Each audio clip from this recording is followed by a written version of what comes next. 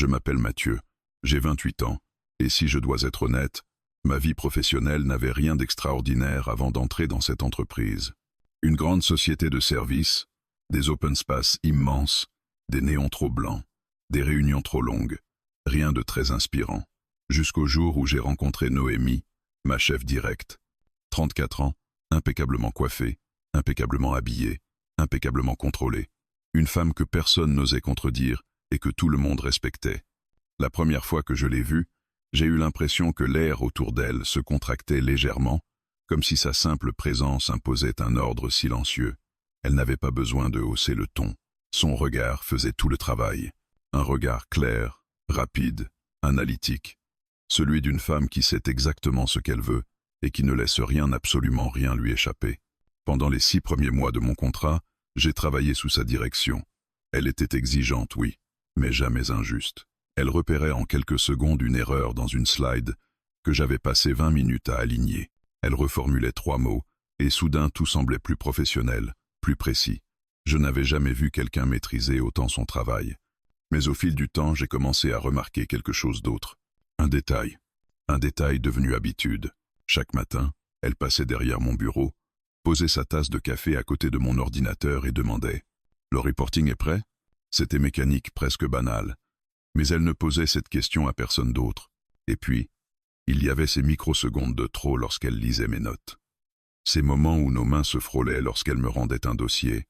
Ces regards qu'elle soutenait une fraction de seconde de plus que nécessaire en réunion, comme si elle observait quelque chose en moi qu'elle ne trouvait pas chez les autres. Je refusais de me faire des films. Elle était ma chef. Point. Mais l'évidence devenait de plus en plus difficile à ignorer. Entre nous, il y avait une tension silencieuse, subtile, jamais exprimée, mais impossible à nier. Un lundi matin, tout a basculé. Le directeur général a annoncé une nouvelle qui a électrisé tout l'étage. Nous devions présenter une offre stratégique à un énorme fonds d'investissement, un projet capable de changer la trajectoire de l'entreprise. La réunion aurait lieu dans 2 semaines. Toute l'équipe a tourné la tête vers Noémie. Elle est restée impassible, comme si rien ne pouvait la déstabiliser. Puis elle a simplement dit « Mathieu, on se voit à 14 heures pour cadrer la présentation. » J'ai senti mon cœur donner un petit coup dans ma poitrine. J'étais son bras droit pour ce projet, et tout le monde l'avait remarqué. À partir de ce jour-là, nous avons enchaîné les réunions tardives, les révisions interminables, les supports de présentation modifiés des dizaines de fois. Souvent, nous étions seuls dans une petite salle vitrée, le bâtiment déjà presque vide. Elle se penchait sur mon écran, son parfum discret venant me frôler, sa voix plus douce que d'habitude lorsqu'elle m'expliquait une nuance stratégique. À mesure que les jours passaient, la barrière entre nous se réduisait d'1 millimètre, peu, être, mais suffisamment pour que je le sente. Un jeudi soir, il était presque 20 heures. Nous étions encore en train de travailler sur une slide particulièrement complexe. Elle avait retiré sa veste, desserré légèrement son chignon. Une mèche tombait sur sa joue. Elle soupira, épuisée. On n'est pas loin. Mais ça manque encore de fluidité. Je la regardai quelques secondes. Elle semblait fatiguée, vulnérable, moins invincible que d'habitude. Je dis quelque chose comme « On peut reprendre depuis le début si tu veux ». Elle leva les yeux vers moi, un instant trop long. Puis elle dit doucement « On a besoin de calme ». Elle rangea ses affaires, referma l'ordinateur, prit une courte inspiration comme si elle décidait de franchir une limite invisible, puis déclara « Ce soir, on révise la présentation, chez moi. Je resta immobile. Chez elle. Pas dans une autre salle. Pas des main meeting. Pas au bureau. Chez elle. » Elle continua, d'un ton trop rapide pour être naturel. « Ce sera plus simple. Pas de bruit. Pas d'interruption. » J'essayais de me convaincre que c'était purement professionnel, mais sa voix n'avait plus la dureté habituelle. Et quelque chose dans son regard contredisait sa justification rationnelle. « Je sentis ma gorge se serrer. » « D'accord. » Ai-je répondu. Elle me tendit un post-it avec son adresse, un simple rectangle jaune qui brûlait dans ma main comme une invitation que je n'aurais jamais osé demander. Dans l'ascenseur, nous ne parlions pas. Dans le hall, nous ne nous sommes même pas regardés. Juste avant de sortir, elle s'est tournée vers moi. « À 20 heures. Ne sois pas en retard. » Sa voix était calme, mais ses doigts tremblaient légèrement lorsqu'elle rangea son téléphone. Lorsque je suis monté dans mon Uber, mon cœur battait si vite que j'avais l'impression qu'il écrasait ma respiration. Je regardais l'adresse écrite sur le post-it encore et encore. En vérité, Je ne pensais plus à la présentation. Je pensais à elle, à son regard, à ce tremblement dans sa voix, à cette frontière professionnelle qu'elle-même venait de déplacer d'un geste presque imperceptible. Et c'est là, assis à l'arrière d'une voiture, le soir tombant sur Paris, que j'ai compris. Je me dirigeais vers un endroit où rien ne resterait jamais professionnel. Pas après ce soir. Le trajet jusqu'à chez Noémie m'a paru durer une éternité. Pourtant, je savais que je n'étais qu'à 15 minutes en voiture. Peu, être moins. Mais chaque feu rouge, chaque ralentissement, chaque vibration du téléphone me donnait l'impression que le monde entier savait où j'allais et que personne n'était capable de rester neutre, pas même moi. Quand le chauffeur s'est arrêté devant son immeuble, j'ai levé les yeux. C'était un bâtiment moderne, élégant, avec des balcons en verre et des lumières douces qui éclairaient l'entrée. Rien d'extravagant, mais clairement le genre d'endroit où vivent les gens qui n'ont jamais à compter leurs heures supplémentaires. Je suis resté quelques secondes dans la voiture, mon sac posé contre moi, comme si je pouvais encore faire demi-tour. Je ne l'ai pas fait. L'ascenseur était silencieux, trop silencieux. Je sentais mon cœur battre jusque dans mes doigts. À l'étage indiqué, je suis sorti sur un long couloir recouvert d'un parquet clair, parfaitement entretenu. Ses fenêtres donnaient sur la rue, les réverbères dessinant des ombres sur les murs. Devant sa porte, j'ai respiré une dernière fois profondément. Et j'ai frappé. Elle a ouvert presque immédiatement. Noémie ne portait plus sa tenue stricte de la journée. Elle était en jean noir et en chemisier blanc légèrement entrouvert sur le col, ses cheveux lâchés tombant en ondulations douces sur ses épaules. L'effet m'a coupé la parole une seconde. Entre, dit-elle simplement. Son appartement sentait le thé au jasmin et quelque chose de plus subtil, une odeur de maison habitée par quelqu'un qui aime l'ordre mais qui ne cherche pas à impressionner. Le salon était spacieux, éclairé par des lampes au ton chaud. Une grande bibliothèque remplissait un mur entier, et le canapé gris semblait accueillir la lumière comme un tissu trop doux pour être vrai. Elle posa son téléphone, puis se retourna vers moi. « Tu veux boire quelque chose avant qu'on commence? Thé, café ou du vin ?» Le vin. Ce mot-là flotta dans l'air comme une proposition qui dépassait largement l'idée d'une répétition de présentation. « Un verre de vin, ça ira, répondis-je, avant même de réfléchir. » Elle servit 2 verres, puis s'installa sur le canapé. Je m'assis à une distance raisonnable, trop raisonnable peut être, mais elle ne fit aucun commentaire. Elle observa le verre tourner entre ses doigts, comme si elle cherchait ses mots. « On a eu une grosse semaine, dit-elle. Et demain, c'est le test final. » Je hochai la tête, mais je sentais bien que ce n'était pas vraiment de ça qu'elle voulait parler. « Tu tiens le coup ?» ajouta-t-elle. « Ça va. Grâce à toi, la présentation prend forme. » Elle eut un léger sourire, un sourire un peu fatigué mais sincère. « Tu travailles bien. Très bien. C'est rare. » Ce compliment-là, dit ici, dans cet espace privé, avait un goût différent. Je sentis ma gorge se serrer, comme si je devais faire un effort pour rester professionnel. Elle se leva soudain. « Viens, on commence. » Sur la table basse, elle avait déjà ouvert son ordinateur. La première slide s'afficha en grand sur la télévision accrochée au mur. On s'installa côte à côte devant l'écran, nos verres posés à portée de main. Pendant les premières minutes, nous sommes restés parfaitement concentrés. Elle reprenait des formulations, réarrangeait des transitions, reformulait mes phrases avec une efficacité presque chirurgicale. Mais quelque chose changea au fil du temps. Peut être l'heure tardive, peut être le vin, peut être simplement le fait que nous étions chez elle, et non dans la neutralité aseptisée des salles de réunion. Nos voix étaient plus basses, presque des murmures. Nos épaules se frôlaient parfois. Nos respirations semblaient, sans le vouloir, se synchroniser. À un moment, alors que je cherchais un chiffre dans mes notes, elle posa sa main sur la mienne, juste pour me retenir une seconde. « Attends, ce passage-là ?» Sa voix s'était légèrement adoucie. « Il faut que tu le reformules. Tu veux convaincre, pas expliquer. » Sa main resta une seconde de trop sur la mienne. Mais c'était suffisant pour m'envoyer une vague de chaleur jusqu'à la poitrine. Elle retira sa main, comme si elle venait de se rendre compte du geste. « Désolé, » dit-elle en se raclant légèrement la gorge. « Je suis fatigué. » Ce n'était pas vrai. Ou pas complètement. Ce n'était pas de la fatigue. C'était de la vulnérabilité. Je la fixai quelques secondes. Elle avait baissé le regard, ce qu'elle ne faisait jamais. « Noémie, tu es sûre que ça va ?»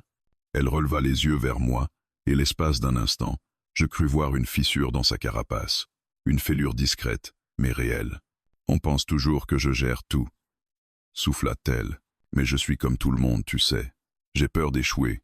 J'ai peur de ne pas être assez. Je n'avais jamais entendu ma chef dire quelque chose d'aussi personnel. Tu en fais trop, répondis-je doucement. Tu portes tout sur tes épaules. Elle eut un rire bref, sans joie. Je n'ai jamais eu vraiment le choix. Un silence s'installa, pas gênant mais chargé. Un silence qui disait plus que tous les mots que nous avions échangés en 6 mois. Puis la télévision clignota légèrement une coupure de courant, juste une seconde avant de revenir avec une lumière un peu plus douce. Cela transforma toute la pièce.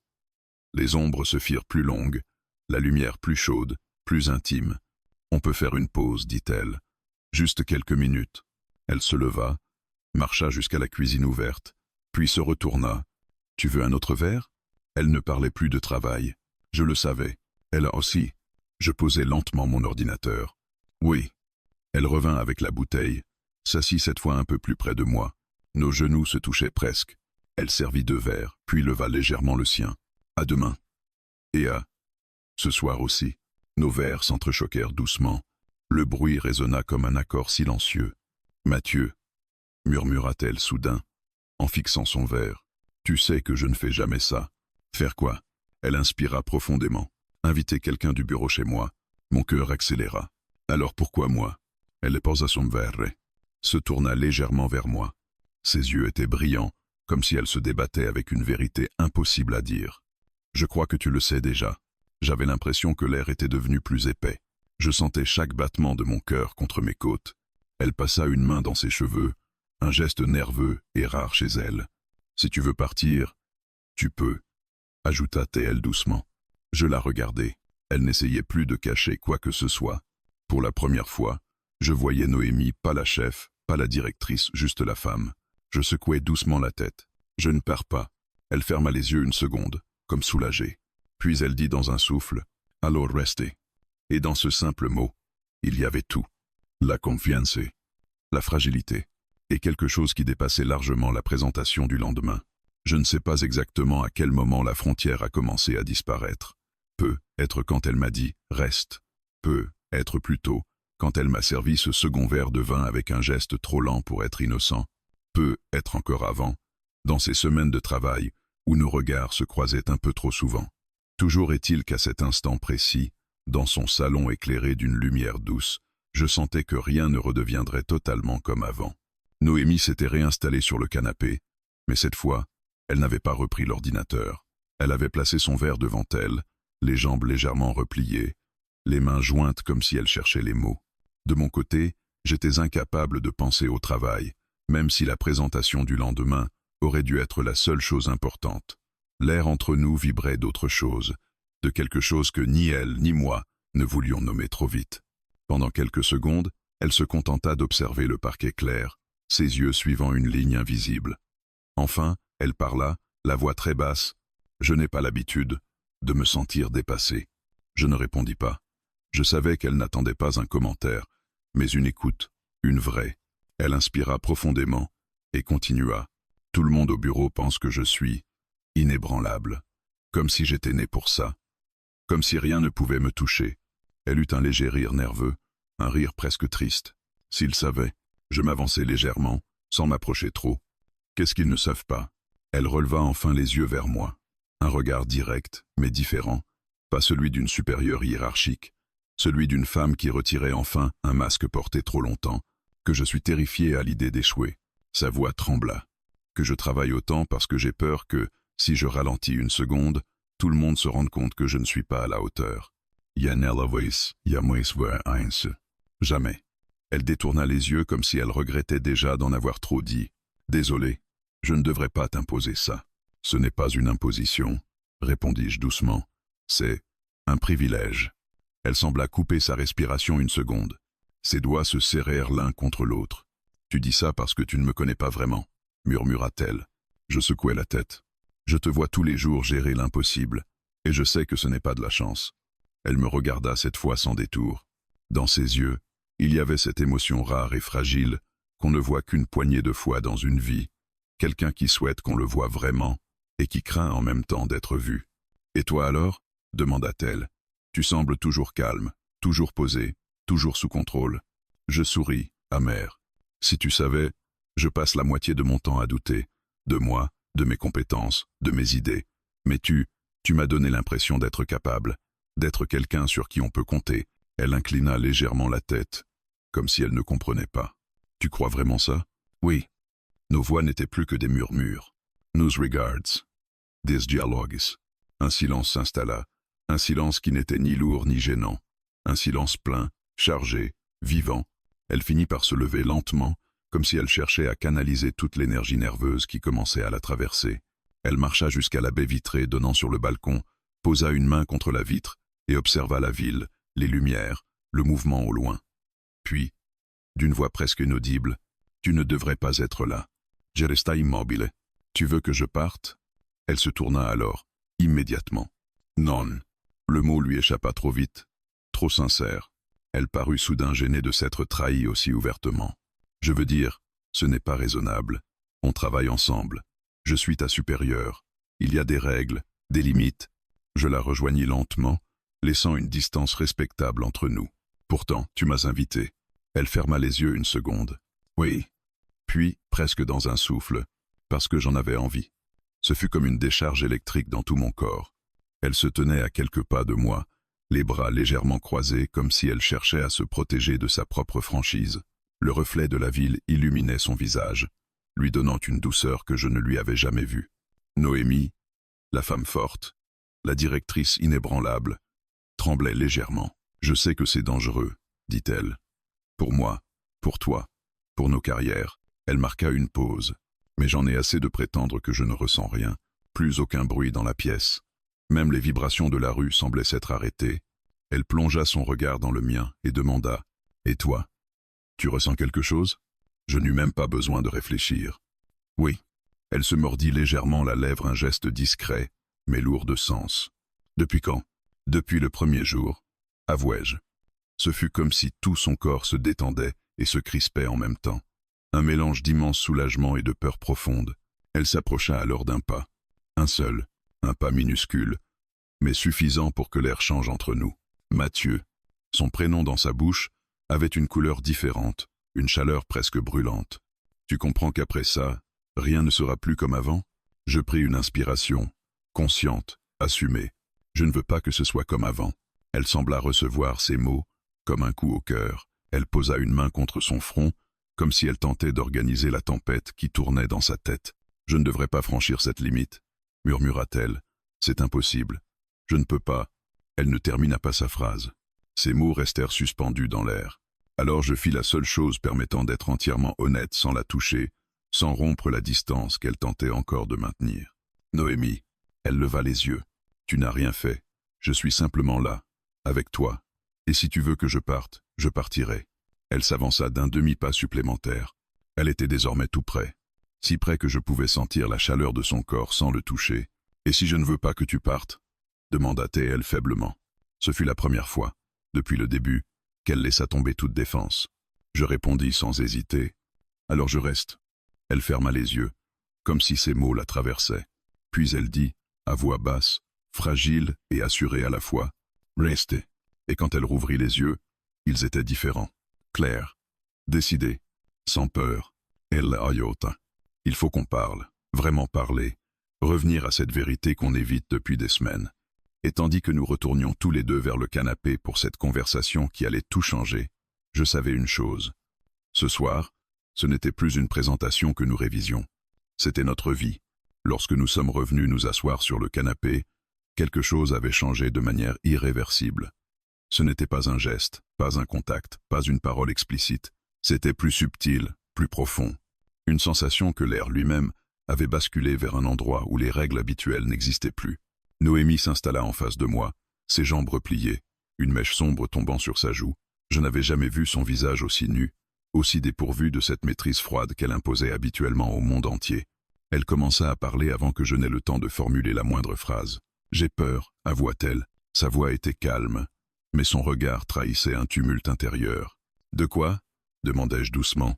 Elle hésita, chercha ses mots, choisit finalement la vérité brute. « De toi. » Une pause. « De ce que je ressens quand tu es là. » Une deuxième pause. « Et de ce que je risque de perdre si je ne fais pas attention. » Mon cœur fit un bond, mais je restais parfaitement immobile. Elle poursuivit, la voix tremblante. « Je suis ta supérieure. Ça suffit à faire exploser des carrières, des réputations, des vies entières, si quelqu'un interprète la situation comme il veut. Je hochai la tête. Je sais. Non, tu ne sais pas encore, dit-elle avec une intensité presque douloureuse. Tu es brillant. Tu travailles mieux que la plupart des cadres de ton âge. Tu pourrais avoir une ascension incroyable. Et la dernière chose que je veux, c'est devenir la personne qui mettrait un frein à ça. Je sentis un mélange étrange d'émotion et de frustration. Ce n'est pas à toi de décider ce qui est bon pour moi, répondis-je doucement. Elle ferma les yeux, comme si cette phrase l'ébranlait. Si je ne décide pas, qui va le faire à ma place? Les rumeurs, les RH, la direction. Elle rouvrit les yeux, plus vulnérable que jamais. Je ne veux pas que tu sois blessé, Mathieu. Elle déglutit, et je ne veux pas être blessé non plus. Le silence se posa entre nous, mais ce n'était pas un silence qui éloigne. C'était un silence qui rassemble. Je pris une inspiration lente, contrôlée, et dis « Alors parlons de ce qui nous arrive vraiment, pas de ce qu'on doit éviter, pas de ce qu'on doit cacher. » Je marquai une pause. « Parlons de nous. » Elle eut un léger sursaut. « Nous » Le mot semblait la troubler comme un aveu forcé. J'ai continué. « Depuis le premier jour, il y a quelque chose, et ça ne vient pas seulement de moi. » Elle recula légèrement la tête, comme si ma lucidité la désarmait. « Tu le sais, Noémie. » Elle ouvrit la bouche pour protester, mais aucun son n'en sortit.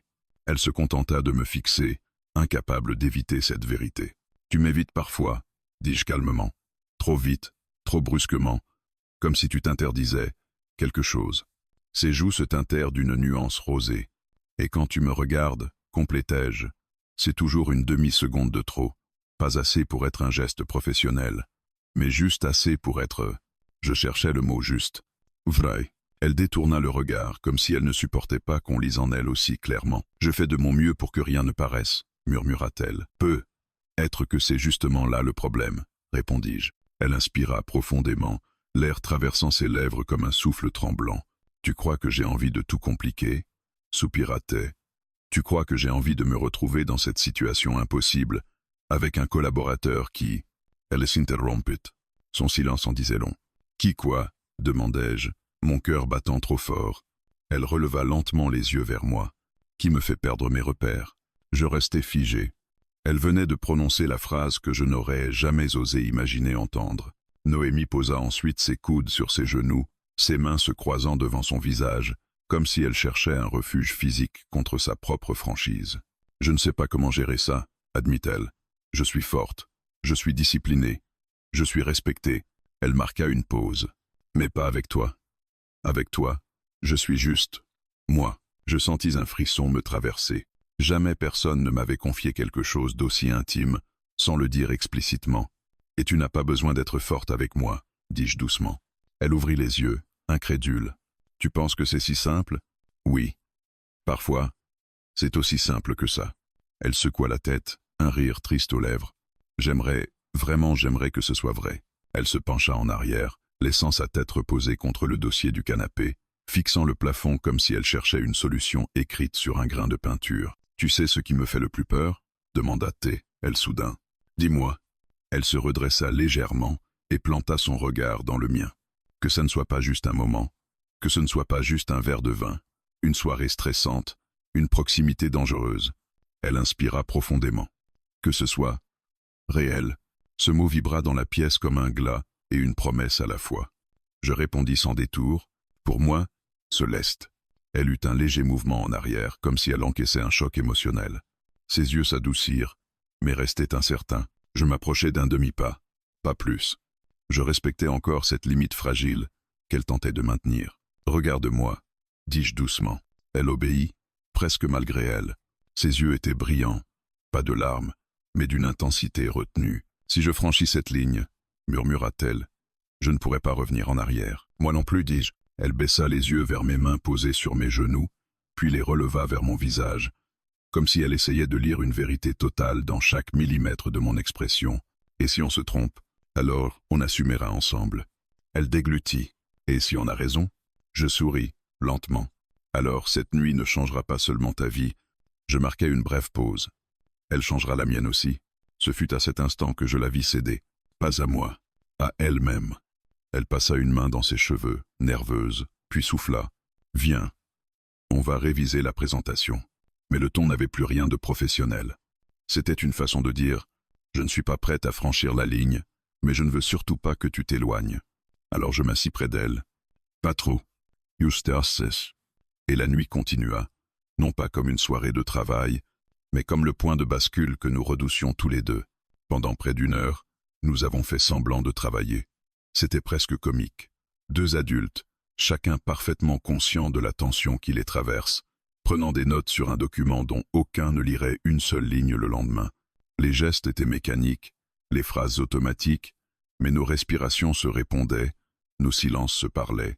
À un moment, Noémie rapprocha l'ordinateur de nous deux pour clarifier un graphique, mais son bras frôla le mien, juste assez pour créer une décharge qui me traversa de part en part.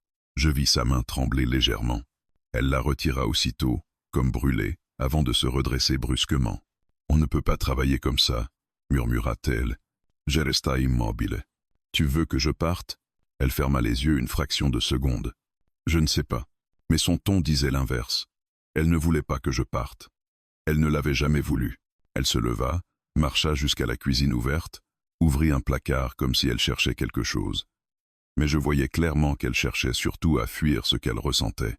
Elle prit une bouteille d'eau, la reposa, en prit une autre, puis abandonna finalement la comédie. « Je suis ridicule, » souffla-t-elle. « Non, tu es humaine. » Elle rit, un rire nerveux. « C'est bien ça le problème. » Elle se retourna pour me faire face. « Je ne suis jamais humaine au travail, Mathieu. Jamais. Pas une seconde. » Je me levai lentement. « Tu as le droit de l'être ici. » Elle secoua la tête. « Pas quand tu es là. » Je m'arrêtai. Mon cœur se serra. « Pourquoi ?» Elle inspira profondément, comme si elle s'apprêtait à franchir une frontière intérieure. « Parce que tu as un effet sur moi que je n'avais pas prévu et que je ne sais pas gérer. » Elle s'approcha légèrement, très légèrement, comme si une force l'attirait malgré elle. « Quand je suis au bureau, je sais jouer mon rôle. Je dirige, je décide, je structure. » Elle posa une main contre la table haute comme pour s'empêcher d'avancer davantage. « Mais quand je suis proche de toi, je perds mes repères, et ça me terrifie. » Je m'approchai également, tout aussi lentement, conscient que chaque centimètre était une décision en soi. « Tu n'as pas à avoir peur de moi. Ce n'est pas toi que je crains, » dit-elle en secouant la tête. Elle posa une main sur sa poitrine. « C'est ce que je ressens.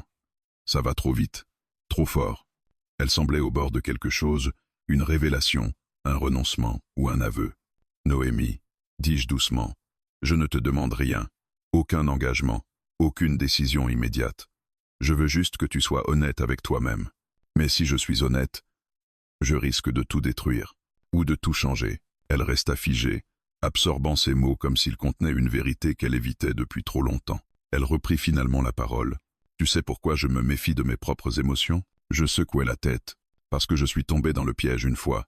Elle hésita. « Avec quelqu'un qui travaillait aussi avec moi. Un responsable d'équipe. Il m'a manipulé, me disant que je devais être plus douce, plus compréhensive, plus féminine dans ma manière de gérer. » Elle eut un sourire amer, et quand j'ai refusé de sacrifier mon autorité pour flatter son ego, il m'a tourné le dos, m'a critiqué, a laissé courir des rumeurs sur ma prétendue incapacité émotionnelle. Je sentis une colère sourde monter en moi. « Je n'ai rien à voir avec lui, » murmurai-je. Elle leva les yeux vers moi. « Je sais, et c'est justement ça qui me déstabilise. » Elle posa une main contre sa tempe. « Tu ne veux rien de moi, tu n'exiges rien, tu n'attends rien, mais tu me fais du bien.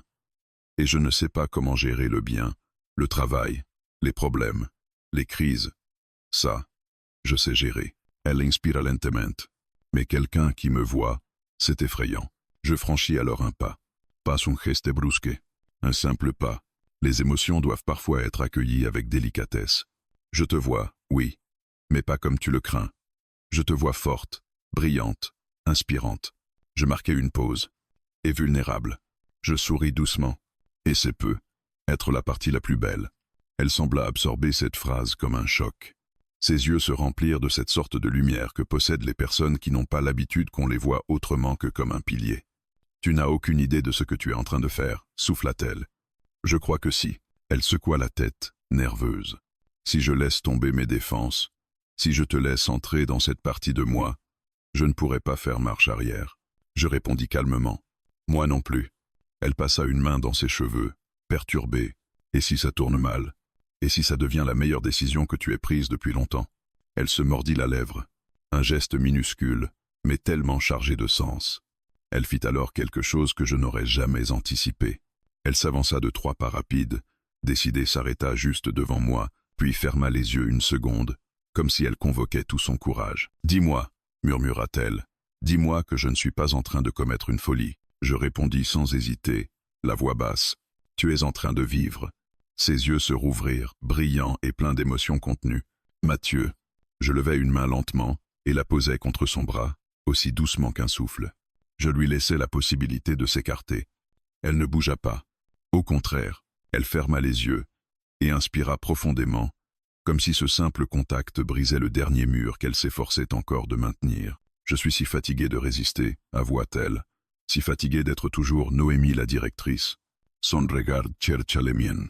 Est-ce que je peux juste être Noémie ce soir ?» Je répondis, « C'est tout ce que je veux. » Elle resta immobile quelques secondes, le souffle court, puis un sourire fragile mais authentique se dessina sur son visage. « Alors, reste avec moi encore un peu. » Et la frontière invisible que nous tenions depuis des semaines s'efface enfin. Lorsque Noémie me demanda de rester encore un peu, ce n'était pas une invitation floue, ni une hésitation déguisée. C'était une demande profondément humaine, presque fragile, un aveu silencieux qu'elle ne voulait plus fuir ce qui se passait entre nous.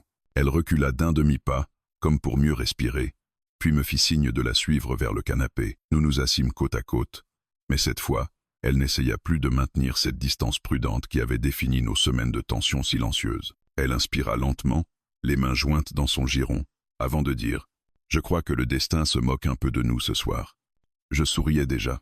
« Je pense qu'il essaye surtout de nous parler.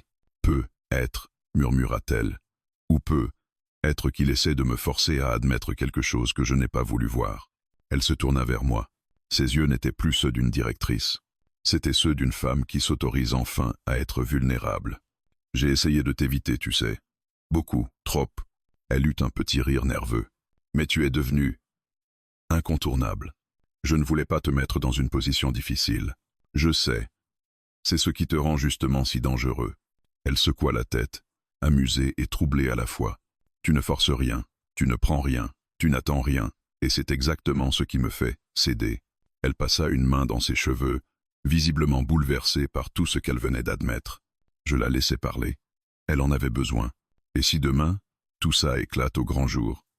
demanda-t-elle soudain, la voix serrée. « Et si quelqu'un apprend que tu étais chez moi la veille d'une présentation décisive? Et si on croit que je t'ai favorisé, manipulé, ou... je ne sais pas. Tu sais comment les gens sont. On affrontera ensemble, » répondis-je immédiatement. Elle me fixa, comme si elle cherchait une faille dans cette certitude. « Ensemble ?» Elle répéta ce mot comme si elle en testait la réalité. « Oui, dis-je. Ensemble. » Je marquai une pause. « Noémie, je ne veux pas être ton secret honteux, et encore moins la raison de tes inquiétudes. Mais si tu décides que ce que tu ressens compte plus que ce que certains pourraient imaginer, alors je serai là, pour toi, avec toi. » Elle ferma les yeux, comme si ses paroles lui retiraient un poids énorme. Puis elle fit un geste inattendu. Elle posa ses doigts sur ma main. Pas un geste hésitant, pas une caresse superficielle. Just, sa main, sur la mienne, comme si elle s'ancrait dans cette vérité nouvelle. « Mathieu, dit-elle doucement, je suis fatiguée de vivre uniquement pour ce que les autres attendent de moi. » Elle inspira. « Ce soir, j'ai envie de vivre ce que moi je veux. » Je sentis un frisson traverser mon corps, mais je restai parfaitement immobile pour ne pas briser l'équilibre délicat de ce moment. « Et qu'est-ce que tu veux ?» demandai-je. Elle leva lentement les yeux vers moi. Son regard était clair, décidé, brûlant d'une intensité nouvelle. « Je veux arrêter de mentir à moi-même. » Elle se rapprocha légèrement. « Je veux arrêter d'avoir peur. » Un souffle. « Je veux toi. » Un silence immense tomba entre nous. Pas un silence vide. Un silence qui contenait toutes les phrases impossibles que nous nous étions interdits de dire pendant des semaines.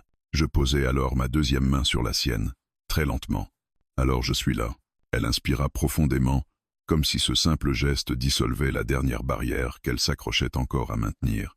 Puis elle parla, d'une voix à peine audible. « Je ne te promets pas que tout sera simple, ni que je ne paniquerai jamais. » Elle sourit, fragile mais vrai. « Mais si tu restes, je veux essayer. » « Je reste, » répondis-je sans réfléchir. Elle rit doucement, un rire soulagé, presque incrédule. Tu ne sais pas dans quoi tu t'engages. Si, je la regardais droit dans les yeux, dans quelque chose de réel. Elle sembla absorber chaque mot, comme si cela touchait un endroit de son cœur que personne n'avait atteint depuis longtemps. Puis, très lentement, elle glissa sa main jusqu'à mon bras. Ce contact était simple, mais bouleversant. Ce n'était pas un geste impulsif. C'était un choix, un vrai. « Tu veux rester encore un peu ?» demanda-t-elle, la voix tremblante. « Autant que tu voudras. » Elle pinça légèrement les lèvres, submergée par l'émotion. « Allos rest. » Et cette fois, il n'y avait plus aucune hésitation, aucune peur dans sa voix. Je restais près d'elle, sans franchir de limite, sans la brusquer, sans rien demander de plus que ce qu'elle était prête à offrir. Et petit à petit, comme si la tension de toute la soirée s'évaporait en même temps que les dernières résistances, elle s'appuya contre mon épaule. Son front effleura ma clavicule. Ses doigts glissèrent contre mon poignet, cherchant inconsciemment mon pouls. Je passai lentement un bras autour d'elle. Elle ne recula pas. Elle se laissa aller. Primentaller. Je n'ai pas fait ça depuis des années, murmura-t-elle. Quoi? Me laisser aller contre quelqu'un. Elle inspira lentement. Sans réfléchir, sans anticiper, sans calculer, je restais silencieux, respectueux de ce moment. Elle ayota. J'avais oublié que ça pouvait faire du bien. Nous restem ainsi longtemps, à parler à pace, à se taire parfois, à respirer ensemble. Pour la première fois depuis longtemps, elle n'avait plus l'air d'une femme qui lutte. Elle avait l'air d'une femme qui vit. Et lorsqu'elle releva la tête pour me regarder, ses yeux étaient différents, clairs, ouverts, affranchis. « Mathieu, quoi qu'il arrive demain, tu sais que ce soir a compté, n'est-ce pas ?» « Oui, répondis-je. Et peu importe ce qui se passera après, elle sourit, un sourire que je n'avais jamais vu chez elle. « Je suis heureuse que tu sois venu. » Je posai ma main contre la sienne. Moi aussi. La nuit ne fut pas une folie, ni une imprudence, ni un dérapage.